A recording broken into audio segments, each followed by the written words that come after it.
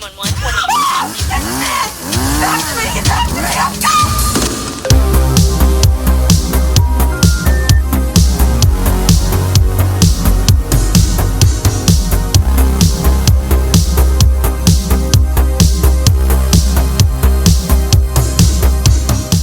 Not for nothing, but we back. How's everyone doing? Real Violent Podcast, episode 2. Blah, blah, blah, blah. Back with Germ T. Ripper, Kelli Miller. I am Chris. What's going on, guys? Hello. Not much. Just excited to be here. Excited to be here as always. Mr. Germ T. Ripper in the house. Back at it again. Talking about myself in the third person like I'm important.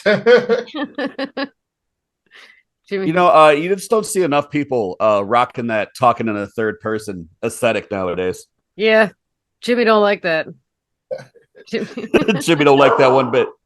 I kind of appreciate that people have stopped doing that. What is that noise? My dog apparently is not happy. Oh, okay. Hey. I like how as soon as we started, my dog entered as soon as we started recording, and it's just like, what? Okay. Mine's been sleeping since I got off work, and the second we start recording, now she's back on the back of the couch like a fucking cat, barking at somebody walking by through the window. He's about to be. He's staring at me. Wait, somebody's walking through your window? That is wild.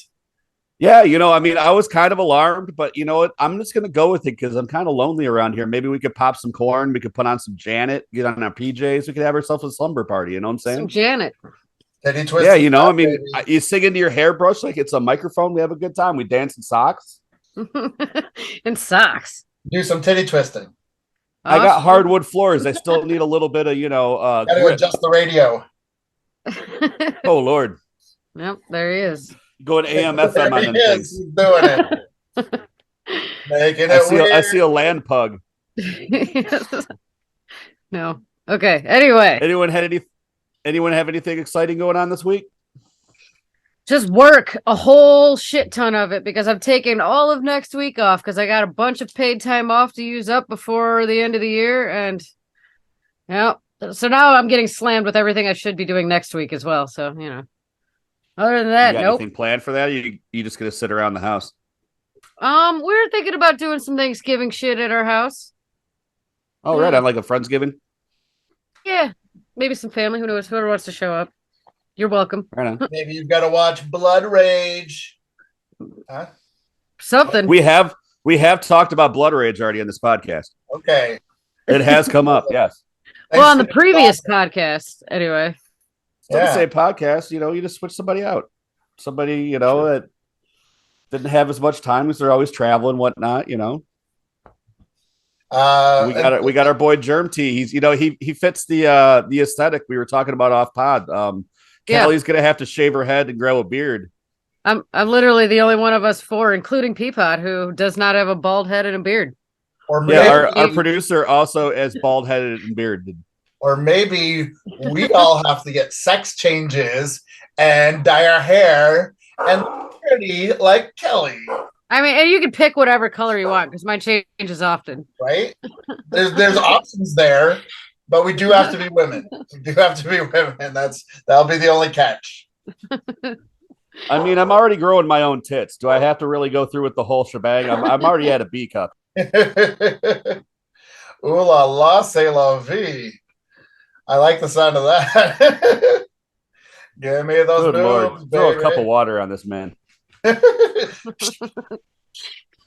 I don't know what the hell I did over here. My computer's acting funny. My dog's acting up. It's chaos over here, guys. Pandemonium. Yeah. So by the time this comes out, we'll probably be less than a week out on my next RPW show, Death Right in maybe Michigan, November 26th. We've been rolling out. By this time, all the matches will have been announced, and we'll be rolling out some promos. And a bunch of podcasts I recorded will be coming out. I did one with Rafe out there in Australia for Faces and Fields, Spooky Dust, Pro Wrestling Edge, and a couple other. I've been on a lot of fucking podcasts this week. Dude, I've been meaning to slip into your DMs and just be like, that card is sick. Like, I am stoked to watch it. I'm excited.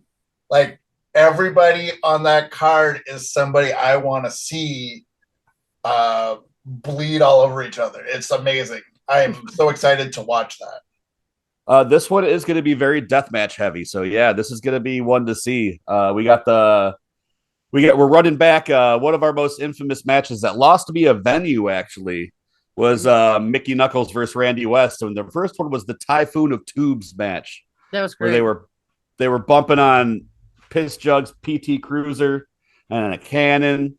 They went through almost 300 light tubes. We lost the venue after that one. They didn't like that too much at all. Worth it.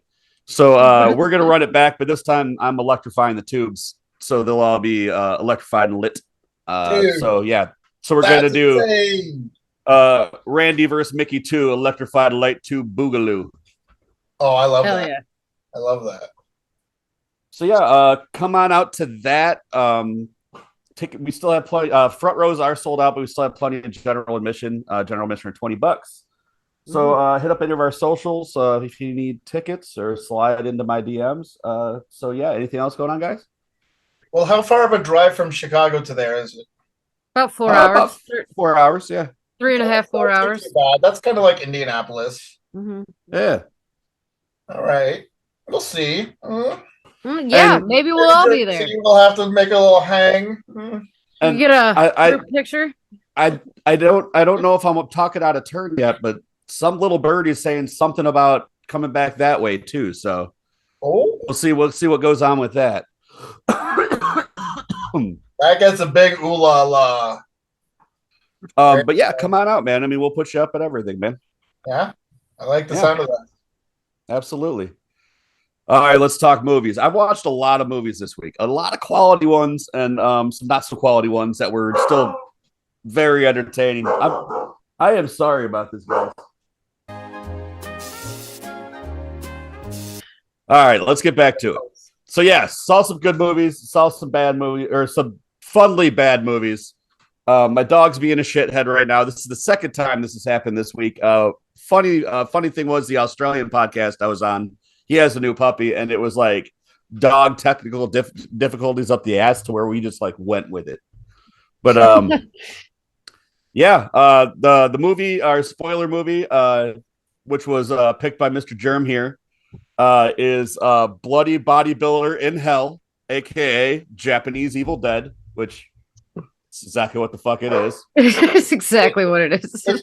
It's like kind of hard to remember all the words because it's bloody muscle bodybuilder from hell. Yeah, their muscle is definitely in there. Yeah, and I'm not sure which order it is anymore. Is it bloody bodybuilder? Oh, hold on, I should have pulled it up. I know it ends in hell. Right. I know there's something about being bloody in there. Okay, so there's a bodybuilder in there. Bloody muscle. He goes full bloody muscle bodybuilder in hell. In hell. In hell. Bloody muscle bodybuilder in hell, which I think is 1994. 1995. Yep. Japanese Evil Dead. 94. Is it 94? It says 95 on IMDb. Oh, okay. Well, we'll run with that. Yeah, that's what we'll get into when we fire up the powerboat to go to Spoiler Island. Till then, what's everybody been watching? Oh, I watched a few this week. I also had one that looked good, but it was a little let down for me. And then one good one and then a decent. So I'm across the board this week, you know? That's legit. Yeah. Who's going first? You go first. You want me to go first? You're already up to bat. Ladies first. Okay. I'm gonna start at the bottom with the movies I watched this week. This one kind of let me down. Like, it looked better, and I'm always a big fan of witch movies. I'm talking about Mandrake, 2022. It's on Shudder. Is that this the one was you directed... sent us the cover to? What? Is this the one you sent us the cover to? I think so. Yeah. It's like a Shudder one. Yeah, this one was kind of a letdown. Like, it started out kind of strong. It follows this. She's a probation officer, and she's the case that landed in her lap was a serial killer or murderer that just got out of jail. She was in jail for murdering her husband with an axe after he set her on fire and hung her. So she has to go to her house and put an ankle bracelet on her. About this story, or about this woman, ever since she's been in jail, like, it's a very, very small town in Ireland. This is an Irish movie. And all the kids in the town, even some of the adults, they all like look, there's this tales about her, like she's some sort of witch and shit. And of course, as soon as she gets out of jail, 2 neighborhood kids go missing. You find out really soon. I'm not really giving anything away, but yeah, she did have the kids. And then from here, the movie just kind of takes like a weird, like, nose to, I don't know. The end, it's not that good. You think you're waiting for like a twist ending that doesn't really happen. It's all focused around like the folklore of the Mandrake route and the woman who was in jail, how she lost her child when she was in jail. When she was in jail, the child was taken away from her. She was never able to see it again. The Mandrake route has something to do with like reproductive properties. I don't know. This one missed the mark for me, man. I don't want to tell you a lot because it builds up into nothing. So when I like tell you, I feel like you have told us a lot already. Yeah, that's the most I can really say. I'm hearing about roots. I mean, Yeah. I learned something from this. It's the most I can really say about it. I don't know. I wasn't a fan. I'd have to give this one maybe like a 1.5 or a 2, just because like the ending really let you down. Like, it started out strong. You really think like, all right, the probation officer is going to be wrong, and that witch isn't really a witch, and I'm not going to say where it heads, but that's not where it heads. And yeah, it's more of a folk horror. It's kind of slow. Just not a fan. Not a fan. 1.5, 2 at most. Is it a Shudder original, or is it? It is a Shudder original. Presented on there. Okay. Yeah. Yep. And the probation officer, her husband's also a cop who has like a new wife, and her kid lives with them. So there's like some strong like children. Oh yeah, by the way, her name's Bloody Mary. I forgot to say that. But it doesn't really factor into like the Bloody Mary legend or anything like that, like you'd expect it to. I don't know. Just kind of a letdown for me. Gotcha. It is a Shudder original. Oh, okay. Yeah. Just it made me wonder, because there was that big boom in folk horror when Severin came out with that big box set of folk horror, and it was funny because people paid like over $100 for it, and then like when it dropped, almost all those movies, or at least half of them, were free to stream on Shudder. I was like, right on Shudder, yeah. Right. Like everyone was so stoked to get Eyes of Fire finally, and it was just like, well, here, you can watch it on Shudder. Yeah. Right. Yeah. I usually like folk witch horror. I usually like it, but this one just didn't do it for me. I don't know. Especially witch movies. That's usually one of my more favorite like genres of horror. Witch, possession, supernatural shit.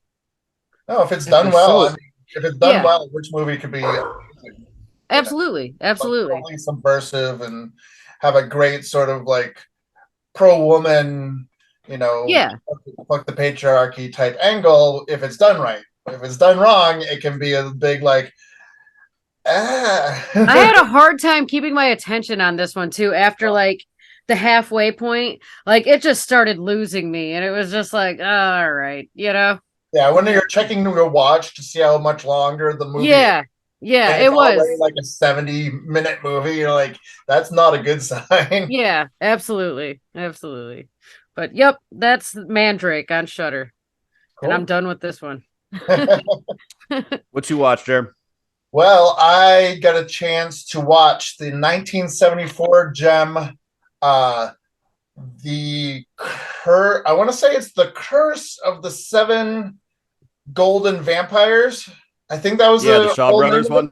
Hell yeah. The Shaw Hammer one. Yes. Yeah. When I put it on, I was just like, when you can't decide between a martial arts film and a horror movie, you can go to something like this. And it was awesome because, it takes the European British Gothic horror of Hammer Studios, then combines it with the completely bonkers martial arts technical fighting of a Shaw Brothers film. and just mashes it together. And like the story is completely inconsequential. The story doesn't even matter. Yeah. There's Dracula. Peter Cushing's playing Van Helsing, but Dracula becomes like this Japanese martial arts guy, and he resurrects the 7 golden vampires, and there's zombies. Yeah, and the blood is so 70s. I love it. I love 70s blood where it's like just bright red. It looks like red paint. Yeah, I love it. I love that Dawn of the Dead blood where it's just like they opened a paint can and started just right. Yes. Yeah. I mean, yeah, I love that shit too. Yeah. I didn't know what to expect because I bought it when Scream Factory was having one of their 50% off sales. I was just like, I can't go wrong, can I? And I did not go wrong. I thoroughly enjoyed it. It was a lot of fun. Yeah, I would definitely watch it again and again. It's the type of movie that I think you would have friends over to watch too. It's like kind of a party movie. You know what I mean? Because you don't need. We actually covered it recently. We had on singer of Unseen, and we were talking Hammer movies. That was one of the ones that came up. Yeah, it's what I love about it is Hammer movies have a tendency to be very slow and methodical. And then you throw in just like martial arts madness into the mix that's just like high octane. And it's just like such a strange mashup. Yes. Yeah, I saw you had Jeff Clayton on recently. I'm a big fan, so it's cool. Yeah, it was cool. We'll probably have him back at some point. That was one of my favorite episodes that we did, actually, because I thoroughly enjoyed like diving into Hammer. Even though we were only talking about like 3 movies for that episode, like I ended up watching like 7, 8 that week, and it was like had to narrow down which ones that I wanted to talk about. I love Hammer movies. It was great. Yeah, when they started like coming back and making new movies, I was happy to see that for the most part they kept that British Gothic aesthetic, and they like kept going with that even with their newer films. Yeah, Woman in Black, wasn't that one of their newer films? Woman in Black was what was the Wakewood? Wakewood, that's the one I'm thinking, and The Resident. Okay. Yep. I really liked Wakewood. That one was like kind Wakewood. Of a little bit. It was like a little bit Pet Sematary, but very British. It was cool. Yeah, nice. I loved that one. Yeah. So stars, I would go with probably 3.5, 4, just for fun factor. Yeah, I give it 4. Just it's one of those ones like you could just turn your brain off and just be like, yeah. Hell yeah. Exactly. Like, don't need to get too in depth with this, and it's just going to be eye candy the whole time, Yeah, exactly. The first one I'm going to talk about, I watched a Russian alien film called Sputnik. Yes. This is the second Russian horror that I watched this year that like really impressed me. The other being Super Deep, which you can watch on Shudder. I highly recommend both these. I watched Sputnik on Hulu, I believe. Sputnik was a really cool movie. It was like nothing I really had seen before. Like nowadays, like there's only so much you could do with an alien movie to make it different. And I thought the angle they found with this was really cool. It's a period piece. It takes place in 1983 in Russia, so it has like a really like different feel and vibe. It's like really easy to get lost in the world of it because it's like all new but vintage, like, and it feels really authentic. Basically, you have 2 astronauts. They're finishing their space mission. Their pod is breaking away from their spaceship, and they're gonna parachute to Earth from space. Right? Why that's happening? They hear or they feel like a big bump on the pod, and it kind of like knocks them out of orbit. And you see them like kind of like something move past the window, and then it like cuts to it like crashing in Kazakhstan, I believe. Then a scientist gets called in. They find the ship. Somebody's dead. There's a survivor. Or they take him to a facility. Scientist gets called in to check him out. Right. The I don't really want to give away how it's different because I think that's part of the fun of finding out about the movie. The creature Hmm. design is really cool. It had kind of has like tendrily back feet, but like strong upper front arms and kind of almost like a snake head, but it's like milky and like kind of see through. It was pretty cool. Special effects were really rad in this thing. It was pretty bloody and goopy. Some body horror stuff. This one was like super up my alley. I had a lot of fun with it. It wasn't like anything I'd really seen before. It did feel a little bit like Super Deep because Super Deep was also taking place in like a military facility. Hmm. Um, I'm not going to go really too far into what any of this is about. I would just say go in kind of blind and check it out. It's on Hulu. It's in Russian. You're gonna have to read subtitles. As long as that doesn't bother you, it didn't bother me at all. I prefer it that way if it's a foreign film than the dub. Because I find you get more of the story, reading it than when they're trying to match the lips up, So Absolutely. yeah, I would give this thing a strong 4 out of 5. I really fucking like this one. Check it out, definitely. Sputnik. Fuck With that, yeah! All I'm right. passing it back off to you, Kelly. All right. The next one I watched is a new one on Prime. I seem to have watched a couple psychological thrillers this week, thriller horrors. This one is, I think, the only one I know of, a country music horror movie, Torn Hearts, starring Katie I'm sure there's Seagal. more. There's got to be more. I can't think of any others that are focused around like a country music band. Yeah, that's I yeah. think this Like, might be the did first you of its say on kind. a band, like on a country band? Yeah, it's about a country band. These two girls, they're the Torn Hearts. They've got their country music group, and they're huge fans of the Harper sisters. Hope, or wait, not the Dutch sisters. I'm sorry, Harper's the first name.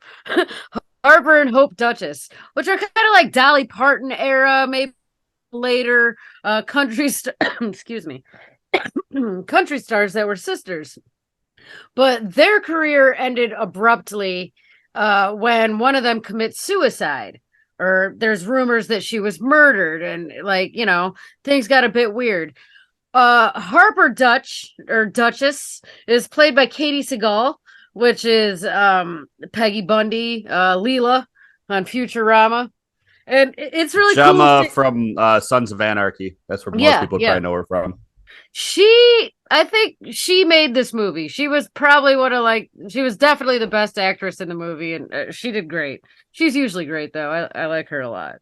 Um, well, the Torn Hearts, the two girls, they somehow like finagle out of one of their producers where Harper Dutch lives, and they get the idea to go to her house and ask her to record a song.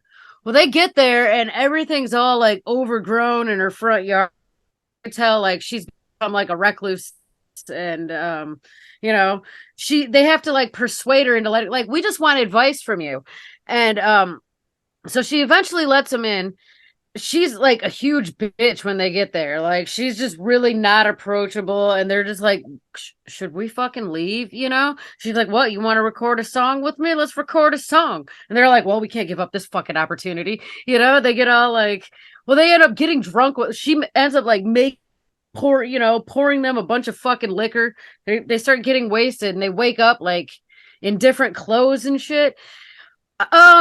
She kind of like, this kind of turns into a bit of like a misery concept, but at the same time, what's that syndrome called when you Stockholm, want to, yeah, Stockholm syndrome thing. She kind of wants to right off the like, cuff. yeah, kind of starts like turning them against each other and shit. And there's like reasons behind that. And deeper into like her relationship with her sister that died. And I liked this one. It was pretty good for what it was. Like I said, Katie Seagal killed it in this one. It was pretty up, decently paced. It wasn't super slow. I enjoyed it. I'd probably give this about a 3.5 for Cool. what it is. Sounds Would like a very recommend it. original concept, and I'm a big fan of something that is like original idea. You can't really Yeah, pinpoint. Oh well, this is this, or this is an homage to that. yeah. Like you said, I've never heard of a country music influenced horror, and I've heard of a lot of gimmicks, a lot of angles. Yeah, plenty of rock and roll ones. Rock and roll nightmare, Oh, fucking there's Jesus. metal ones up the ass. We could have a whole episode on fucking rock and roll horror movies. We Right. should. We Punk rock, should. metal. I call Blood Rock and Black Roses. Well, they're doing they're doing a double feature in Chicago of Black Roses and Trick or Treat, and I was Oh like, fuck yeah. I gotta go there. Yeah, hell yeah. Sammy Kerr in the flesh. Yes, the thing I most like about the idea of watching Torn Hearts is Yeah. that it rhymes with torn farts. Torn. Hey. I love. I mean, you're not wrong. I did see the trailer for this. I did see the trailer for this one. I remember she's wielding like hot pink shotguns that are covered in glitter and shit. Oh, and yeah. I really like the aesthetic of that. And like The aesthetic's good. That sounds Kelly was saying that it definitely she definitely had it also like a Dolly Parton, like that style of country influence. So Yeah. it looked pretty entertaining. I planned on watching it.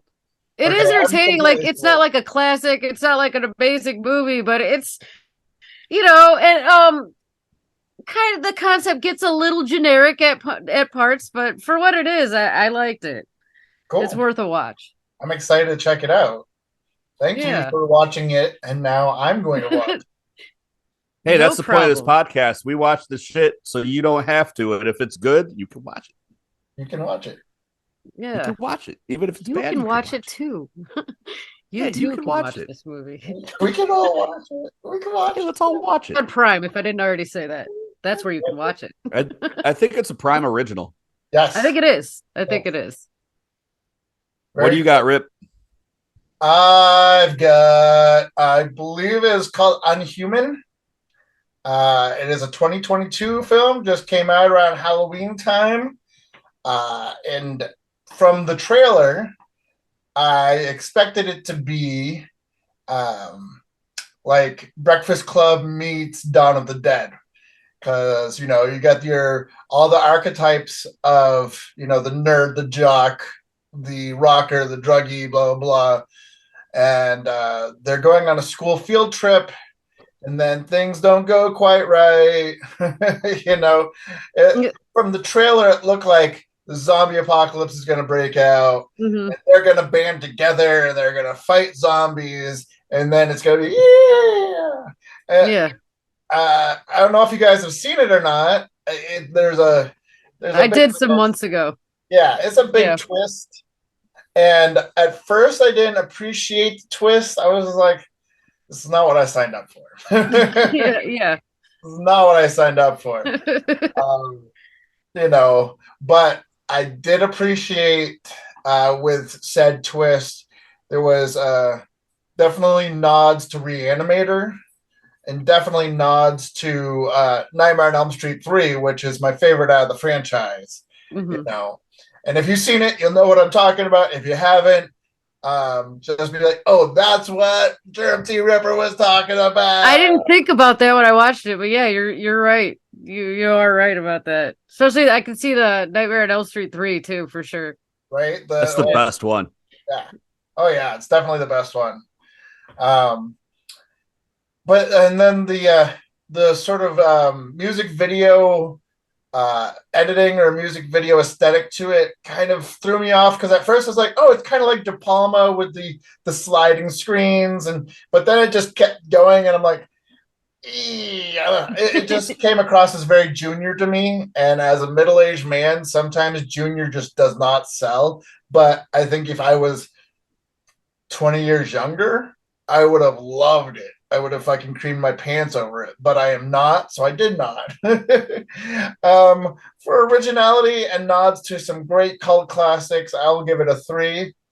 But I was expecting more. Fair enough. Yeah, I haven't seen this one yet. Okay. I watched it some months ago. I might revisit it, but yeah, it was enjoyable. Yeah. I mean, it's a watchable film. It's not horrible. And like I said, some cool nods to some great movies, but it just wasn't what I was expecting. And I think sometimes that works in a film's favor, and other times it doesn't. And for me, it didn't. You know, it was just a little too junior for my taste. Fair enough. All right, for my next one, this is one I know all three of us enjoy, but I watched it for the first time last week. That's Summer of '84. Mm-hmm. You can watch this on Shudder. This one was like a fun. Well, it's dark, but it's got a good sense of humor to it. Coming of age tale. It's very much has like a little bit, just a tiny tinge of the Burb vibes to it, like the way that like they're in a neighborhood. It's all kind of contained in this neighborhood. Everyone knows each other. Everyone's kind of got some quirks, but it's a group of kids, and one of the kids believes that his police neighbor is a serial killer. Mm-hmm. Who's like there's a bunch of missing children in the town, and he believes through some evidence and things he had seen that his neighbor's been up to, that this guy is the one that's killing all these kids. So they kind of embark. They take their summer and embark on trying to figure out how to prove this guy is a serial killer. It's fun for the most part. It does get really dark at a couple parts. Like it's not as dark as like Super Dark Times or whatever, that one movie I was talking about 4 or 5 episodes back, where it was like the group of kids over summer and it got real dark and murdery. This one at least has like a bit of a sense of humor to it for a while. The acting is really good in it, especially the guy that plays the suspected serial killer. He's pretty good at like making you wonder, like, is it the kids? Because they don't really tell you, like you're not sure if it's the kid's imagination or not for a good chunk of the movie until you figure out what's going on. The ending of it was something I'd never really seen before. With the setup, like I can't really ruin it, but the way they ended it was very menacing and creepy and very different way of ending it, where it's like, man, that could really fuck somebody's life up. I really like this one a lot. I think I watched it on Shudder. Yeah. It's on Shudder, right, guys? That's where I watched it. I watched it about a year, like before we even did From the Mouths of Madness. I watched it forever ago, but yeah, I've been meaning to watch it. A lot of Great. people have been suggesting it to it. My friend Corey Higdon from Deathmatch Worldwide, it's like one of his favorite movies now, and usually he only watches micro budget direct to video movies from the 80s, but he's like, this is a good one. This is a modern one I like. And it is. It is a good one. I'm going to be super pretentious for a minute because I love to do that sometimes. I got to see this in the theater during the Cinepocalypse Film Festival. Oh, and awesome. There was no hype, no trailer, no nothing. You went in blind. The director and producer and writer, they go up and they talk about the film before and they do the Q&A after. And I was blown away. And I think it was because cinema and television were oversaturated with like bad, what I like to call nostalgia porn, with It and Stranger Things. I was just totally turned off. But then when they did it without being so corny about it, it was so good. It was just like, just the right amount of spice, just the right amount of nostalgia. And then like you were saying, the Burbs vibe to it was great. I love the Burbs. And then the Fright Night vibe. I got a big Fright Night, like, yeah. And if you noticed, they kind of made the neighborhood almost like a little too perfect, like too suburban, and it kind of gave it a cool vibe. And they did a good job of like really making it feel like in that time period without like conking you over the head with it, like some of the glassware and plateware and shit I see, like my grandma used to have that, But yeah, go on. I'm sorry, I didn't mean to interrupt. No, it was perfect. Just like you were saying, I came out of the theater, out of that showing, and just being like, that movie is amazing. I'm going to write about it. I'm going to tell everybody. I think it was one of my favorite movies. It was definitely one of my favorite movies that came out that year. Yeah. What was that? 2019, 2018? That sounds right. It was one of It's a couple years old. either Really good though. 2019. 2018. Yeah. There was a few good movies coming out 2018, 2019. Yeah. Oh, this was made by the same person who made Turbo Kid. I loved Turbo Kid. Yeah. Oh yeah, this was their second film. Yeah. That makes a lot of sense. Yeah, because they should have brought back Michael Ironside though. What's that? They should have brought back Michael Ironside though. He needs to be in everything. Oh my god, he's so gorgeous. I gotta stop bringing up old men around you. You really do. I'm so hot for Michael Ironside, and like I'm like, man, he's a good actor. You're like, man, I want to just clap them iron cheeks. Iron cheeks. It's sexier with age too. It's like, oh. Yeah. Dude, we should have had you around for our Watchers episode. The Watchers? Oh, the werewolf. The Sasquatch. Or Sasquatch, Jesus Christ, yes. Yeah. The Corey Feldman Sasquatch, Michael Ironside vehicle. Oh wow. The best I've never actually seen Watchers. Is that crazy? Well, luckily for you, it's on YouTube, so I'm gonna go ahead and send you a link, but it is basically Home Alone with Corey Feldman and a Sasquatch. Corey Haim, not Feldman. Corey Haim. Yeah. Corey Haim. And this was like when he was around 15. He's got super feathered hair. Oh, it's in his prime. Beautiful. Yeah. Oh, it's super prime. Yeah. It's a personal favorite of Kelly's and I's. I fucking love Sasquatch shit. I love Sasquatches. Yeah. One of my friends had sent me, because I had never seen it, Legend of Boggy Creek, and that is a found footage film that I can get down with. Yeah, I have that one. I've got a collection of some strange, really, really shitty Sasquatch movies, actually. Well, I was surprised that the one that Bobcat Goldthwait did, I wasn't a big fan of. I didn't like it.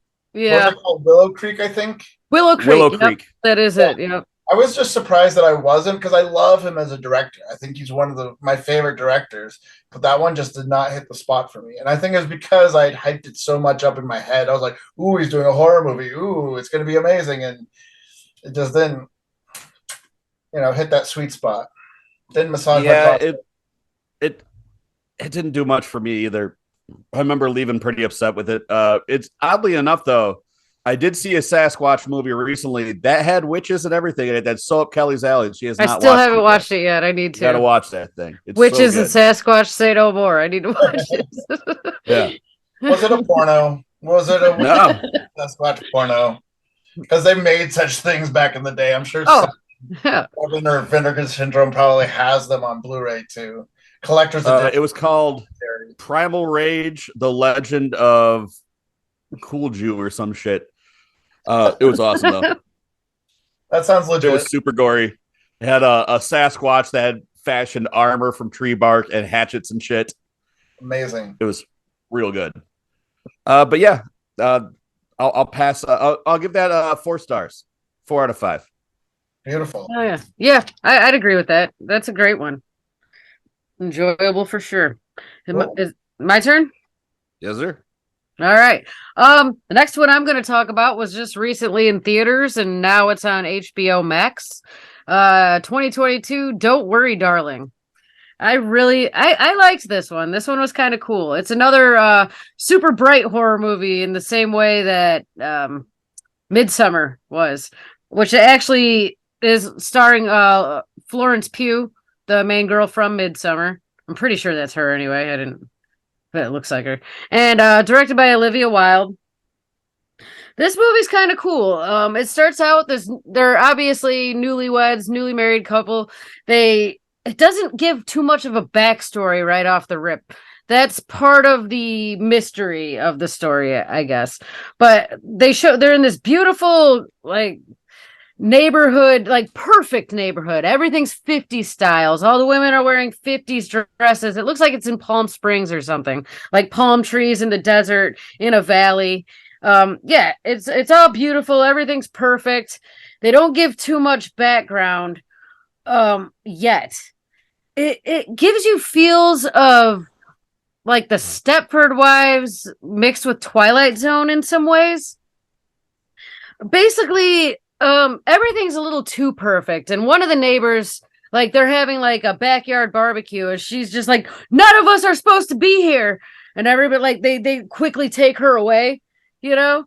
And so it gets kind of weird. You start questioning, like, who are these people? Why don't, why are they here? Like, the kids are almost like mechanical, like, by the way they act, and everything's just too perfect. Well, with that neighbor, everybody keeps saying, like, she's sick. She's sick. There's something wrong with her. She's sick. And then, like, the main girl, she's on a bus one day and she sees a plane going I down. feel like you're telling me more than I want to know about this movie going in. Yeah. Yeah. Like, I'm It's not hard trying to to like piece cut it you to- off, but Yeah. I haven't seen it yet, and I feel like you're giving me way too much information going into this thing. I probably am. I probably am. And I don't. You need to pump the brakes on the blow by blow. Okay, yeah. I don't want to say too much, but It's okay though. I mean, when I you think get you excited have. about something, when you really like it, it's yeah. I do should have wrote down what I was going to say about this, but this is like one of the most recent ones I've watched too, so it's just like it's still like, oh, I'm still processing this one. But what I will say, yes. I mean, the 50s vibe, the bright colors, it's beautifully done. It keeps you entranced in it. It's very Twilight Zone and Stepford Wives. Definitely very Stepford Wives. There are some sci-fi elements. It's very psychological thriller. I love some of the cut scenes that they're throwing in there. They're kind of, it's like a dream sequence. Like, it's almost like the women here, they're not exactly like sleeping, but there's, they get these visions, which that all comes out later. I can't give too much about this movie, but I would recommend it. It's on HBO Max. sounds a little get out-ish. Yeah, kind of Get Out-ish. Stepford Wives for sure. That's the most I can say without saying too much. All right. But it's good. It's good. I love the 50s vibes of it.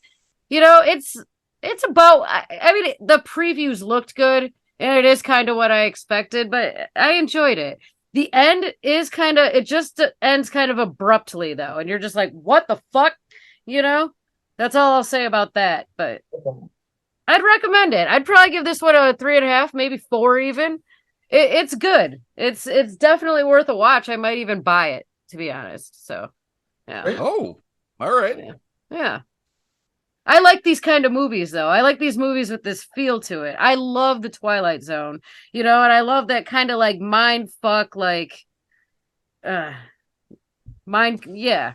Yeah, I get what you're saying. Mm-hmm. Yeah, me too. Kind of gets there was like a lot of drama surrounding this movie too that had me curious about it, because like the cast all hates each other now.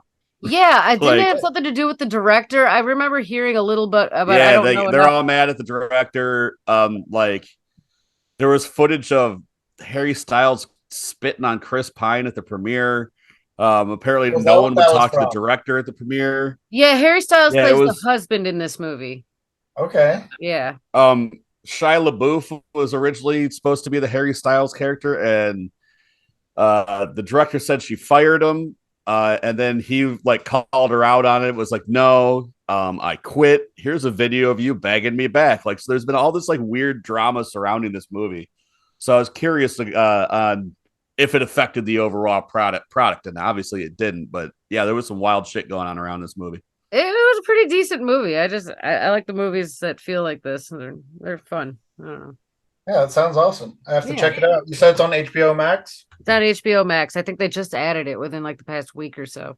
Okay, very cool. Yeah, it was like a week ago. Yeah. And that's all I got about that one. I can't say a lot about that one because it's very, it's kind of what you expect it to be. That's good though. Kind of what you expect, but not exactly. Got enough twists and turns to keep you entertained. Yeah, it keeps you entertained. Yeah, definitely that. Very cool. Very exciting. Yeah, you're up, Rip. All right. Well, I'm going to finish it off with a movie that was kind of controversial for the fact that I haven't found too many other people that liked it, and I loved it. But that's kind of my jam. A lot of people don't like a film. I'm going to love it. I don't know if you guys seen it or not. It came out this year. It's just called Men. Yeah, I've been meaning to watch it. I want to watch it. I loved it. Yeah, I no, loved it. it's amazing. And I just thought it was really smart and it was brilliant the way that they put it all together. And it's directed by Alex Garland, which his work. It's usually mind blowing. There's nothing he's done that isn't completely like, oh shit, I gotta watch it 10 more times to try and understand it. Like Ex Machina, Yeah. Yeah. Annihilation, and he was even the writer on 28 Days Later. So, uh, yeah, this movie starts off with a woman who is being sort of manipulated by her husband, verbally and physically abused, and then he says that he's going to take his own life if she divorces him. The next thing you know, she sees him. This was in the trailer, so I'm not really giving away any details. You see him falling out of a window above the room she's in. And that sort of trauma is with her. And so to try and get away from it, she moves to this house in the country, and it's ideal. It's beautiful. It's gorgeous. I think she's just on vacation. I don't think she moved. I think she was like getting away for a while. Oh, okay. I mean, either way, I just Because it was a rental. That's why the guy kept coming back. her sister or her friend was on the phone and said this was always the house that you always were looking for. But you're right. The groundskeeper was always there, so that would make more sense. But the fact that all the other male characters besides her husband were played by the same actor is never explained. And I love that. And that, like, God, the actor who played all the characters, he isn't a method actor, they were saying in the making of. So it wasn't like he was getting in the mindset of every character every time, but every time that the camera rolled, he was there. He was in it. He was ready to go. Rory Kinnear is his name, and I've seen him in a few other things, but I wouldn't have been able to be like, oh, that guy, Penny Dreadful. He was the Frankenstein in the first season of Penny Dreadful. Okay. Besides that, like a couple of the newer 007 movies, Skyfall. But just amazing. Done some really offbeat British comedy television, and then I don't want to ruin it, but it goes into this whole, like, the ending is just mind blowing and it's gorgeous in its grotesqueness. It's just a lot of body horror, and I'll say it goes full extra. yes. Oh, okay. And that Full was extra. Oh, shit. The thing that people were turned off by because they weren't expecting that. Wow. Well, that if you don't really think the meaning of what you're seeing, it could just be like a really what the fuck like moment. This one does kind of pound you over the head with its message, yeah. Which what prepares you for that. But there's some people that just don't get that kind of shit, and they were just like, "This is weird. I don't understand what's going on." And that ending was real fucked up. Yeah, which it is. Even if like they do get it, then they're even more offended because they're just like, oh, this is all about how men are bad and toxic masculinity is bad. And I'm like,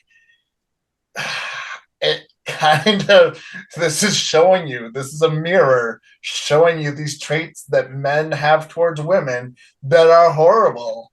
And yeah, I think it's it's an amazing film, but it could be, I think it'd have deeper meaning to a female viewer. Yeah, I need to see it. What is it streaming on? Is it out yet, or is it? I don't think it's streaming on anything right now. I found a physical copy on sale on Amazon for $7.99. Ah, okay.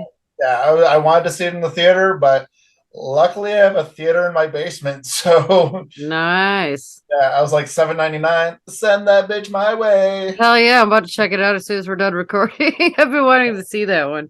Yeah, I think you'll like it, Kelly. I probably will. From what I've heard, it sounds like I think Ethan will hate it though. He might. No, he will. Okay. Well, I don't know Ethan. Yeah. I think it's funny that he'll hate it.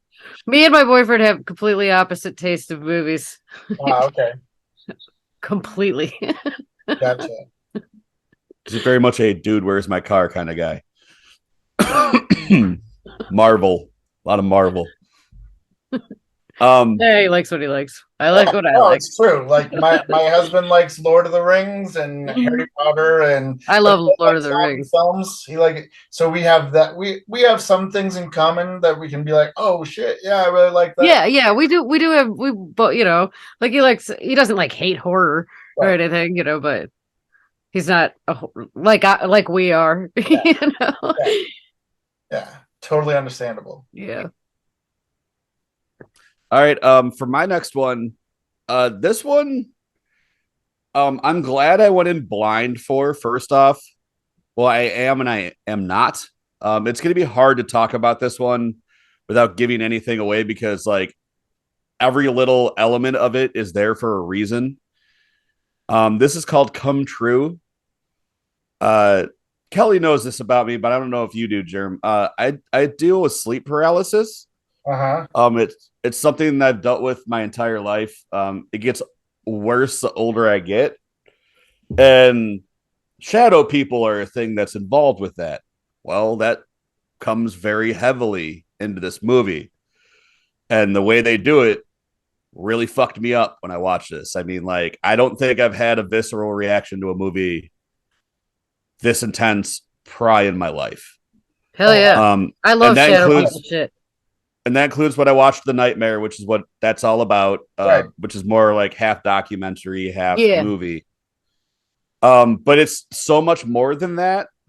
Just the fact that that was a pivotal part in it, and the way that it's uh, um, portrayed, it feels like someone took what was happening in my life and put it into a fucking movie, and it really, really, really fucked me up. Like this movie, it probably won't affect anyone that's never dealt with that in their life the way it did me, but this movie, like, it was super intense for me.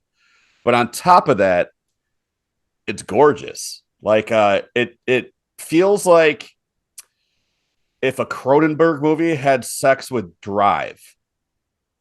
Like, there's like that weird like synthy soundtrack like Drive would have, and there's like a lot of neons, but like it also deals with like Philip K. Dick style, like paranoia of technology. There's so much going on in this movie. I mean, the broad overview is there's a girl, she's having these really fucked up nightmares, and when it shows the nightmares is some of the coolest parts of this movie because it goes like full like The Cell with it, like where it's really artsy looking and it's really terrifying. Like it's pretty visceral and it's really cool the way they did it. But she's having these fucked up dreams. She's having trouble sleeping, and she's at school one day, or no, she's at a coffee shop after school, and sees a flyer for a a sleep study. We'll pay you to sleep, and we'll figure out what the fuck's wrong with you, kind of thing. So she enters this program, and her life kind of spirals out of control from there. The world this thing lives in is not like it's reminiscent, like everything seems familiar but just like slightly off. Like technology feels like kind of retro, like where they're using the computers and stuff, but they're still on iPhones and things. It has just a really off kilter feel and like this ominous like grip it gets over you. Like it's intense, but it's also a slow burn at times. This movie blew me away. I don't know. I'm having trouble talking about it because anything I say will kind of ruin it for the viewer. The only reason I bring up the shadow people is I think it's on the cover. So, but I watched this thing on Hulu. I'm probably gonna end up watching it again. I'm glad I went in blind. This thing really got under my skin. It's visually really cool. Like Germ, you talked about like in Lynchians kind of stuff. Like it really feels like in that world, but like kind of drenched in neon. Like everything's kind of like soft pinks and blues. Cool. I don't know. Come Okay. True. Come Okay. true. I give this thing 4.5. It's probably the best movie I've seen in a while. No It shit. might not hit other people the way it hit me, obviously, as I was talking about my sleep paralysis crap. But this one, like, once I figured out what was going on in this movie, I was just like glued to my chair. And then it nails the landing. Like, the one thing I was like, man, if they just fuck up this ending, it's gonna ruin this whole thing. And they fucking nail it. And then the credits roll, and you're just like, fuck. There's nothing worse than a movie that's great all the way through, and you're like, and then the end, you're just like, what the fuck, you know? That movie I talked about last week, Wounds, was like that. Yeah. Where like it was like really, really building to something, and then the most intense scene happening right in the middle of it. Credits. Fuck. But yeah, Come True. Could not recommend this enough. Definitely check it out if you're looking for something to watch. Yeah, I might watch that tonight, actually. Nice. It's really cool. Yeah. It's really cool. And it gives you like a lot to think about. Like there's so much stuff. It's just kind of like planting here and there to like, it purposely makes you paranoid. And like it does a really good job of that. Like there's good misdirect. There's all kinds of weird shit going on. So yeah, check it out. I've always been very fascinated by like stories of shadow people, and I don't have sleep paralysis, and I've lived with you before. Oh man, I'm gonna tell a quick story, but there was one night me and Chris used to date, and I was sleeping next to him, and I get woken up to him straight screaming, and I sat up, what? And he just starts swinging his pillow like in the air, and then hits me while falling off the bed with the pillow. And I was just like, and then he woke up when he hit the ground. I was like, dude, you just hit me with a pillow, you know? And then he explained that it was the sleep paralysis, and he seen something above me, and he was trying to hit that, and it was crazy shit. But I'm still always fascinated by like stories of sleep paralysis and shadow people, or like the Hat Man. Have you ever heard stories of the Hat Man? There's another podcast I listen to, Scared to Death, that they talk about it often. But yeah, I love that shit. Cool. Yeah. Well, I'm glad somebody does because I'm sure as fuck don't love it. I was like, what's weird is that the older I get, I have a tendency on nights where I'm sleeping when I'm not awake at this time to wake up at 3:30 thinking I see somebody standing over me, and it happens like a fucking lot, like a couple times a week. And it just, your house is creepy now, though. Like, I don't even want. We don't need to get into it. I'm sorry. I don't want to even talk about that. All right. Well, I'll catch you up sometime. Rip, there's some crazy shit going on in this house. All right. Yeah. Anyone else got anything? Nope. I think we're ready to talk about fucking. Well, you know what? bloody... Actually, I'm gonna sneak one in real quick. Okay. After the movie that we watched for our main spoiler movie, Tubi autoplay queued something up, and then by the name of it, I just could not say no. I was like, I have to figure out what the fuck this is, and it's 1994's L.A. AIDS Jabber. Oh, yes. do tell. I haven't seen it, and I'm excited that it's on Tubi. But I remember when Visual Vengeance put this out on Blu-ray, they sold it with a hypodermic needle pen for the collectible item. And people were going nuts on Twitter about how offensive just the title was. So I can't wait to hear what you got to say about it, because I love things that trigger people. I'm a middle-aged man that still loves edgelord shit. So yes, please tell me all about it. Well, it lives up to its name. There's a man in L.A. who gets AIDS. And he decides to get a hypodermic needle and start stabbing people with his AIDS blood. People that have wronged him, or he feels are partly responsible for him having AIDS, or if he doesn't like you, or to say you're a prostitute. That's the whole movie. Since you're not funny.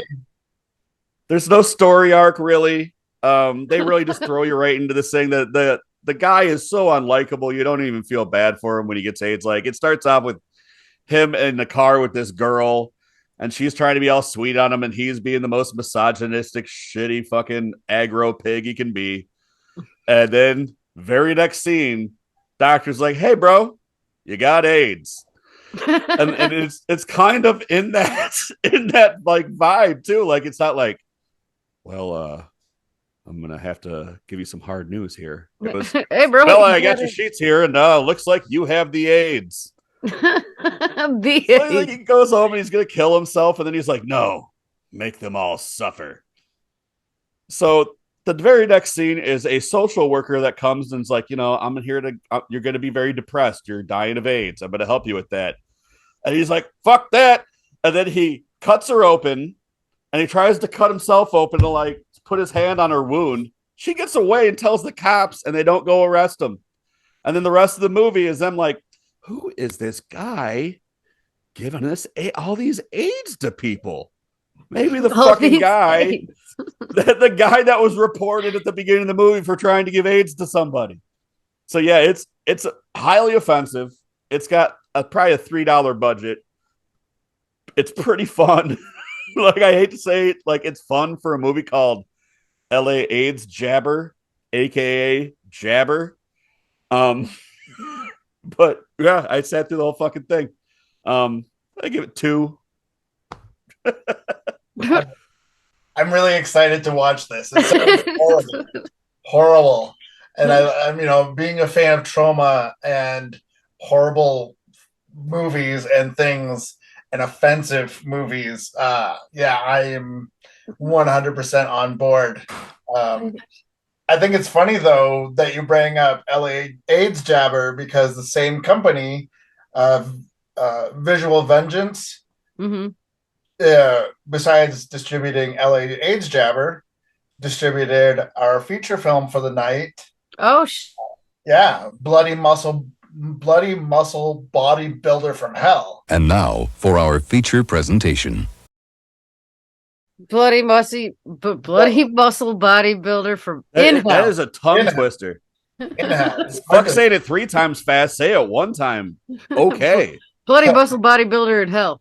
Oh. You read it as you said it. You got to do it from memory. Oh yeah, you're right. I can't do that. Bloody muscle bodybuilder from In Hell. In it's in, not from. Yeah. AKA Japanese Evil Dead. But by the way, Rip, I did notice that all that company's movies are on Tubi. Oh, really? Oh yeah, because it tried to queue up Quad Dead time stories for me, and the theme song was sang by the director, because as it's going through the credits, everyone's last name was Jones, so you could tell this everyone was like a family making this movie, and the theme song was so bad I was like, I gotta turn this off. But yeah, let's talk about bloody bodybuilder, bloody muscle bodybuilder in Hell. The muscles. Don't forget bloody muscles. Bloody muscle bodybuilder in Hell. Yes. Make it a slow jam. Bloody muscle bodybuilder in Hell. It's a bloody muscle bodybuilder in Hell. It's a bloody. See, I can't do it twice. I did it once. That was fun. Bloody muscle bodybuilder. See, you tripped yourself up. We can see you reading it off the screen, Kelly. I'm not reading it anymore. I'm looking at you guys. I closed that fucking tab. So yeah, when they say Japanese Evil Dead, they ain't fucking around. This is pretty much just Evil Dead in Japan, in one room, pretty much. Yeah. It's only an hour long. There's no Necronomicon though. You can watch it on Tubi and you can watch it on Shudder. I will say, watch it on Shudder. The Tubi version is real bad quality. Okay, good to know. Like it looks like you're watching it through a fishbowl. I rewatched it on Shudder. Was it Sunday? Just so that it'd be fresh in my mind.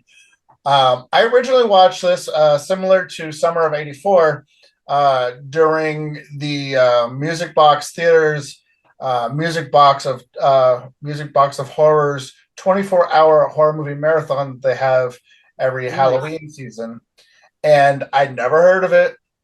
but I knew just by the name, I'm like, oh, this is going to be amazing. And it was so much fun. Now, this was my Definitely first entertaining. experience with it, but it Same. was on a list of things that I was already going to watch like ASAP anyway, because I had fallen down a rabbit hole of like bad knockoff foreign movies, and like I watched Night Killer. Have anyone seen Night Killer? Mm-mm. Yes. The bad the bad Freddy ripoff. That's Yes. pretty fucking hilarious. Yeah. I loved that one. That one was one that's like, all right, now I got to watch all these. And then I watched the Bollywood version of Nightmare on Elm Street. That was Oh, pretty fucking shit. entertaining. Rough. Oh, it was great. It was I'm it was over interested. 2 hours long, and it was a musical. Yeah. Because they're I all am musicals. They're all interested. musicals. Yeah, they're all musicals over there. Yes. But this one, so the list I had gotten, like, where suggested this to me was like, this is the one you got to see, though. Like, this is the one where they were just like, we're not even going to hide it. We're being Evil Dead. We're being Evil Dead. And they were. Like, I mean, there was. I'm glad I revisited it like right before doing this podcast because Yeah. For some reason I had it in my mind that it wasn't a complete ripoff. Rewatching it, I was just like, oh yeah. Because the main character, he does a great Ash impression, a great homage to Ash. Yeah. Because Although I gotta chime in, I do find it funny that yes, he did a great homage to Ash, but then they dressed the girlfriend character as Ash, though. She's wearing the Ash outfit. Yeah, you're but right. He's You're the right. Ash character. Yeah, he even said groovy. Yeah. Yeah. In English. It was the only English She's in word. the blue shirt. She's yeah. Yeah. You know, I didn't pick up on that. That was very smart to pick up on that. But I just liked, even though I was reading it in captions, of course, because they wouldn't come out with a dubbed version of this, and I wouldn't want to watch a dubbed version of it, although it might make it even more fucking horribly awesome. Yeah. But reading the captions of his dialogue was just like, he's so snarky towards like the doctor that's supposed to know everything, or not a doctor. What was that, like a parapsychologist? Yeah, the psychic that what was the psychic. Yeah. Who, if the psychic ever walked into that house, none of this would have happened because you had to believe in it for it to exist. Yeah. Because his muscle building bodybuilder stuff was in the basement. He would have been fine if the freaking psychic had never showed up. He could build his muscles all day long into bloody muscle building madness. They hardly showed much bodybuilding at all. Like there was a scene in the beginning where it was just like, and then you're like, okay, that must be the bodybuilder. He is not buff. No. He's pretty average. I wouldn't call him a bodybuilder. Busty Muscle Man or whatever the fuck his name was in the title. I think for 94, 95, maybe he was buff in 95. I don't know. Although 95, that's Asian buff. He's Asian buff, yeah. In 95, wasn't steroids still huge, or wasn't that like still acceptable in bodybuilding? Yeah. Either way, I don't think absolutely. they were used on him. No, not even the slightest. I will say this: there was a couple scenes that they completely jocked, but they one-upped them. Like instead of having the crawling hand thing, they're like, we're gonna attach that hand to a foot. Or the and then the other hand's attached to a head. Yes. Which made me think that it was maybe somewhat inspired too by John Carpenter's The Thing. Because that scene where the head sprouts like little legs and crawls away like a spider. The eye stalks. Yes. Yeah. Which is still one of the most amazing practical effects in any cinema ever. But it kind of made me think, well, maybe it's not just Evil Dead. Maybe they took inspiration from other things too, like The Thing. And it somewhat gave me vibes of. It was sometime in the 70s it came out. It was called House. It's a Japanese. Oh yeah. Hausu, yeah. It gave me like a little bit of vibes from that. I have the copy sitting right over there. Yeah. I mean, I love that movie, and it's it gave me a little bit of vibes of that too, just because of I don't know, just like the color scheme. I'm not sure. It just gave me that sort of like that mystical feel on one end. You And thought then you thought total, there was a color scheme to this movie? Because all I saw was one brown room. Yeah. And then like, well, the blood. I mean, the blood there, Oh, especially in yeah, the beginning. but It was like cartoony blood. Like the first time they showed blood in the movie, it was just kind of. It looked like it was just kind of like drawn in there into the drain. I like the stop motion and the stop motion stuff too. And the girl's eyes, like See, when they had the fuzziness, and she'd like, Yeah. it was just like the effects were definitely. Oh, do you remember like the Hobbit cartoons from the 80s? Yeah. Yeah. It had kind of had that feel to it, you know? they're like Ralph Bakshi style. Yes. Yeah, there we go. Yeah. I'm a huge Ralph Bakshi fan. I own all of his movies. Oh, cool. I had bought an enormous poster for God, now I can't think of it now that I brought up the story. The one with the blonde woman with the big tits. Heavy Big- metal. It's not Fire and Ice.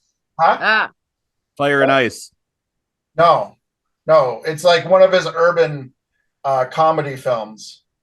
Oh, American, not American Pop. No, Heavy Traffic. yes, Heavy Traffic. I bought this enormous poster at a there's a shop here in one of the suburbs of Chicago, and they sell like all kinds of memorabilia, and they're having a sale. And when I got it home, I realized there is no place in my house to put up this enormous poster. So I had brought it back, and I regret it. I'd do something with it eventually, but yeah, Ralph Bakshi. I love his work. hell yeah. I haven't seen his newest short though. Neither have I. Yeah, Coney Last Days of Coney Island, I think it's called, something like that. I don't even know if it's available to see, but I remember there was a Kickstarter for a while back. I think it's out now, but I'm not sure where you could watch it. Yeah, I'm a big fan of. I love his like more urban comedies, like of course Fritz the Cat and Nine Lives. Ah, yes. I'm a big Street Fight fan, Yeah. aka Coonskin. Oh my god, it's so good. Yeah. That was actually one of the ones that made me realize that there was more to him than like just heavy metal and Fritz the Cat. And boobs. I really liked Wizards too. Oh, what's Yeah, I weird? forgot about Wizards. I think I was the only time I've watched Wizards was when I was still drinking, and when I drank heavily, so I don't remember too much of it. So I have to revisit that. It's very good. It has a lot about war and warmongering and the Nazis and shit. But back to the movie. That's not about any of that. back to bloody muscle bodybuilder in hell. Yes. Bloody muscle bodybuilder in hell. Yes. Bloody muscle bodybuilder. Bloody muscle bodybuilder. Bloody muscle bodybuilder in hell. It's a bloody muscle bodybuilder in hell. You know what? I really did like in this movie though. Huh. The shovel kill. The shovel kill. The guy against the wall, and they put the shovel through his neck. His body drops, but his head's on the shovel. Yeah. And he's just. I liked when his head was already on the floor. There was that drawing of a head on the wall. They're like, "Did you draw this?" And he's like, "Yes." There's something like that. It's so funny. Yeah, I drew it. It's a self-portrait. Yes, it's a self-portrait. That's what he said.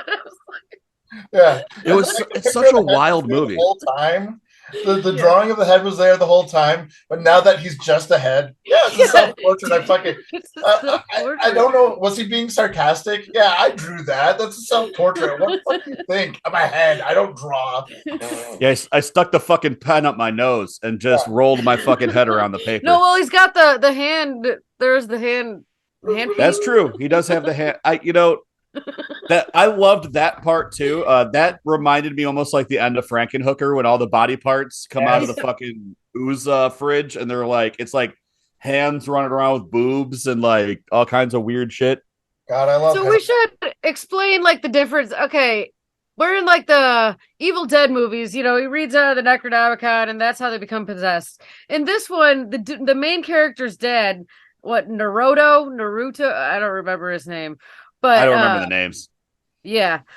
But anyway, his dad used to own this house, and he's contacted by a writer or something that wants to do an article on this haunted house, and she brings this psychic guy with her. Well, apparently the spirit can only go into believers, and that's why the psychic guy gets all possessed, right? Yes. And then his dad talks to him through the screen.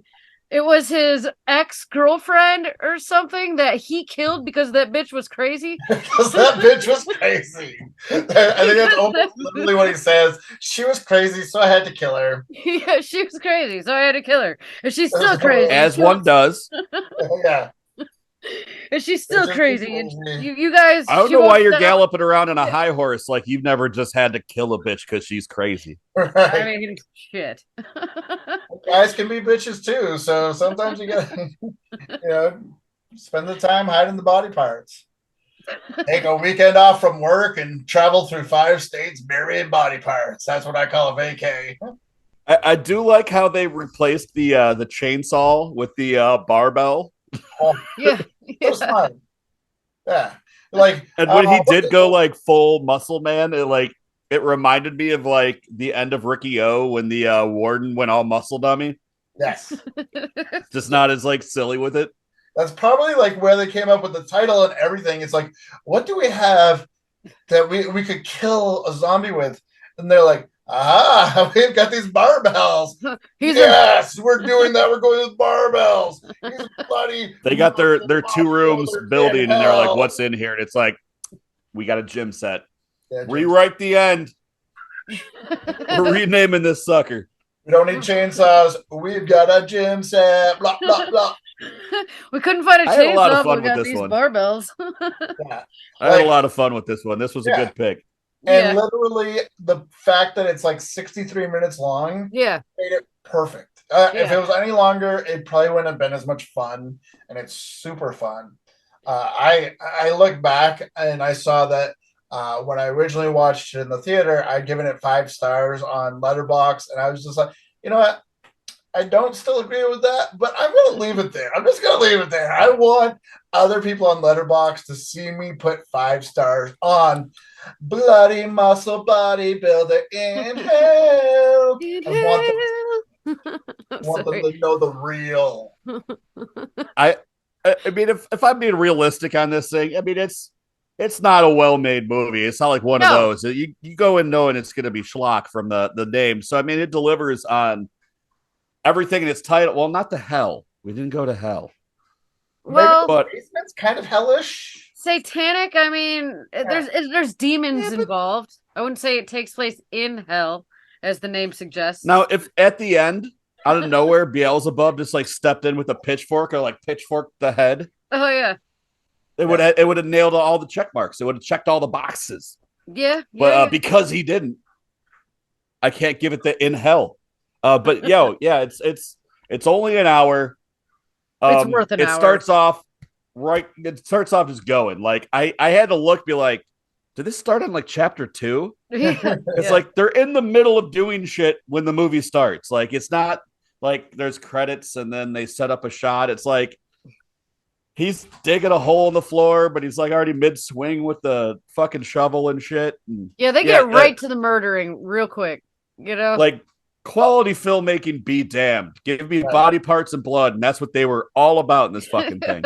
Here's a nickel, go make a movie, kid. I mean, and it is like most of it is in one room, and it feels like it's in one room because it feels claustrophobic. Like the camera's like this far from any actor's face, and they're like right up against a wall. So they're probably in the room the size of a tissue box making this whole fucking thing. Yeah, a lot of it feels like on the screen, like from the distance to my camera to like the wall here, like that much closeness, Yeah. Another thing that I did like about it though is that it what I took away from it at least is like it was probably a big inspiration to the Sushi Typhoon movement in Asian films, with like Vampire Girl versus Frankenstein Girl and all those weird was it like mutant girl cop movies that came out, what was it, like 10 years ago, 10, 15 years ago? Yeah, the Machine Girl and all that, Yes. and Yeah. So like I saw this as like Tokyo possibly a Gore big influence Police. towards those. Tokyo Gore Police. Yes, Tokyo Gore Police. I saw this as like could have been a big influence towards that whole sushi typhoon movement. You know, just like no budget, fine. Gore, let's do it. Offensive, sure, doesn't matter. We're gonna have some fun. And Hell you're yeah. gonna watch it. And you're well, gonna. I mean, it was no LA AIDS jabber, but you know, it was What still is? pretty offensive. Yes. Yeah. I told somebody at work, they were like, "What'd you do yesterday?" I was like, "I watched this movie called LA AIDS Jabber," and they literally just looked up at me from what they were doing and then just walked away. Not a fucking word. I was like, Apple. "All right." Yeah, I think What would I don't you even give know it, what to guys? say to you. You know, for what it is, I mean, as soon as it starts, you know exactly what kind of movie this is about to be, and for what it is, it's great. It's a 4. You know, it's definitely Rip. not like your fucking Emmy award winning. You know, but for fucking Super B cinema, it's a 4. You know. Rip, what you got? I fully agree. Like I was saying before, on Letterbox, I saw that I had it at a 5. I'm gonna leave it at a 5, and I don't still feel that way. But I want anybody who looks at my score on Letterbox to be like, this crazy motherfucker gave bloody muscle bodybuilder in hell 5 stars off his rocker. That is a crazy man. I do not want to mess with a man that gives bloody muscle bodybuilder in hell 5 stars. So I'm going to leave it there for that reason. But yeah, I give it 4 for the fun. I give it 4 as well. For the fun, for sure. Because favorite kill. Favorite kill. Huh. Well, I mean, throughout a lot of the gore in the movie wasn't exactly kills. It was a lot of like killing the same fucking guy over and over. I don't know. My favorite gore in the movie was probably the hand on the head just crawling around. Yeah. It's good. There was an eyeball gag that like I just was like I popped for. I was like, I love an eyeball gag because immediately makes me think of Fulci, which makes me like go yes. So, yeah, there was an eyeball gag, and I love that. So yeah, I can't say favorite kill because there wasn't really too many kills, but that definitely was my favorite gore scene because, like I said, I always pop for an eyeball gag. Eyeballs make me eyeballs, fingernails, and teeth things, man. Yes. Fuck. Those are the 3. Yep. Eyeballs, fingernails, and teeth. Yep. Horrible, but I love it. I love I want to feel that. I know. Like you wanna keep watching, but you wanna look like close your eyes. You're like, like peeking, you know. Fuck. Yeah. Like I think it's either the opening scene or the ending scene of the Texas Chainsaw Massacre remake. I think it came out in 2003, where like the girl's nails are just scratching against the wall and their fingernails are coming out. And I was just like, oh no, that's horrible. But I love it. I love it. I feel it. Well, since Kelly already picked the hand head, I'm going to go with the shovel because the shovel was good stuff. Yeah, I like that. They actually pulled it off. That was one of the things they pulled off really well in this one. Yeah, because I mean that's a great homage to Evil Dead 2, where he sliced their head off with the shovel. Mm-hmm. Favorite thing about the movie? I would just say the title. I like the title. I like the sheer ridiculousness of it. You know. Yeah. You're going in for something silly, and them not taking itself too seriously. It knew what it was, and it fucking ran with it. You know, yeah, it was great. Yeah. Least favorite thing. Oof. Probably that there was no Necronomicon. Like if you're going to Evil Dead, you need a Necronomicon. I can agree with that. There was like for the possession, it was just the guy like we summon thee or something along those lines, you know. Yeah, I didn't like the Obi-Wan Kenobi dad. Yeah, like the blue light dad coming through the TV. Yeah, going all poltergeist. I think anyone else? Poltergeist, yeah. Anyone else want to throw anything out for this movie before we wrap it up? No, I think I got nothing. No, I just want to say, definitely check it out if you want to have some fun, and it's on multiple streaming services, so you really don't have an excuse to not watch it. And it's super short. It's an hour of your time. Right. It's like an hour. It's like 63 minutes. Yes. Yeah. Including credits. Right. Yeah. Yeah, because I think excluding credits, it might be less than an hour. Yeah, it's It probably is like 58 subtitled, minutes. but fuck, it's an hour long, Right. And if you've seen Evil Dead, you don't really need to read the subtitles. Right. You can Although just watch it's way it better for what if it you is. do, because some of that dialogue's just fucking Oh, yeah. hilarious. Oh, yeah. What is my weapon? So, yeah. My weapon is the bodybuilding equipment.